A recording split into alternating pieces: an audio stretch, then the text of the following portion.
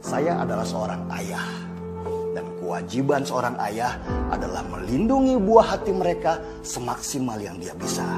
Dan jika harus bertarung untuk itu, saya akan lakukan. Jikapun saya kalah, setidak-tidaknya saya sudah melawan dengan sebaik-baiknya, sehormat-hormatnya.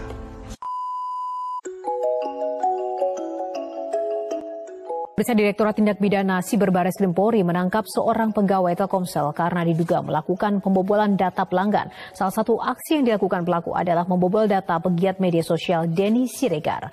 Pelaku berinisial FPH digelandang petugas di Barreskrim Polri. Ia ditangkap petugas Direktorat Tindak Pidana Siber Barreskrim Polri di tempatnya bekerja di Gerai Grapari Telkomsel di kawasan Rungkut, Surabaya, Jawa Timur pada Kamis kemarin. FPH merupakan karyawan outsourcing di sebuah gerai Grapari Telkomsel di Surabaya, Jawa Timur. Polisi menangkap FPH karena diduga telah membobol data pribadi pegiat media sosial Denny Siregar dan kemudian tersebar di media sosial. Penangkapan karyawan bagian customer service ini dilakukan setelah Direktorat Siber Mabes Polri menerima laporan dari pihak Telkomsel. Berdasarkan keterangan polisi, motif tersangka membobol data karena tidak menyukai sosok Denny Siregar. Untuk kepentingan penyidikan, pelaku yang telah ditetapkan sebagai tersangka ini mendekam di tahanan Barreskrim Polri. Pelaku dijerat Undang-Undang ITE dengan ancaman hukuman 10 tahun penjara. Dan selain itu, penyidik hingga kini masih mencari keberadaan pemilik akun Twitter Opposite 6891 yang menyebarkan data Denny Siregar ke media sosial. Karyawan outsourcing daripada Grapari Rungkut, Surabaya. Jadi karena dia outsourcing dan bertugas sebagai customer service, dia mempunyai akses terbatas atas data pribadi pelanggan. Jadi ada dua yang bisa diakses, adalah akses tentang pelanggan dan akses tentang device atau alat handphone milik pelanggan.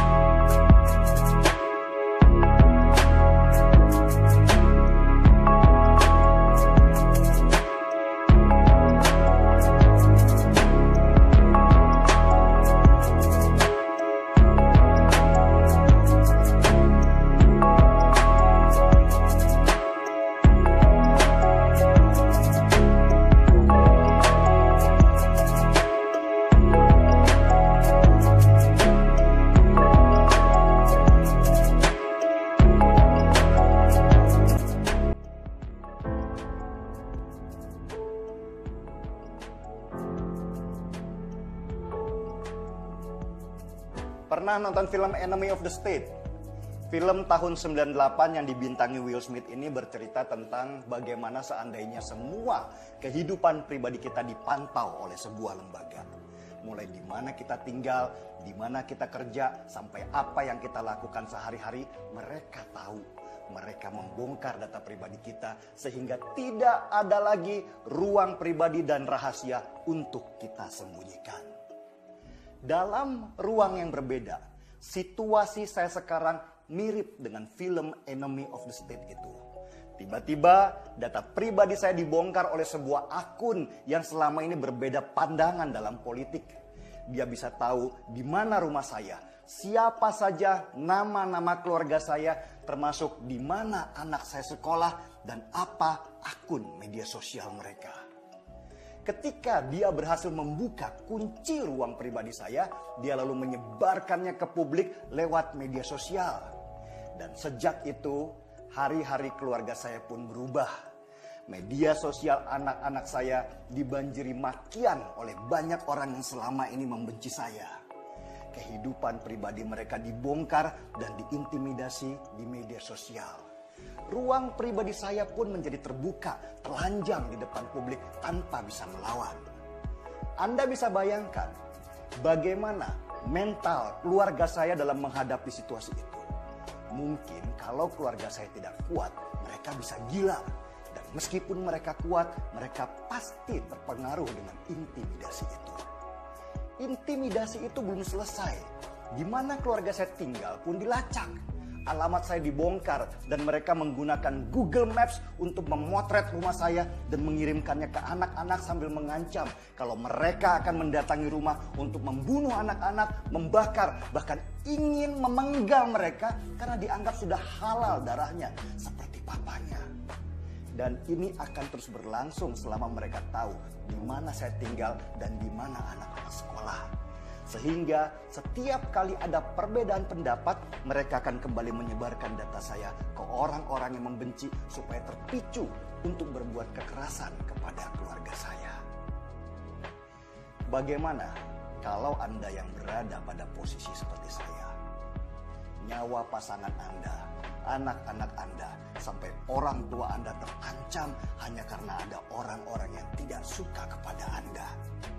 Ini bukan main-main karena berhubungan dengan nyawa orang-orang yang Anda sayangi dan tidak berdosa.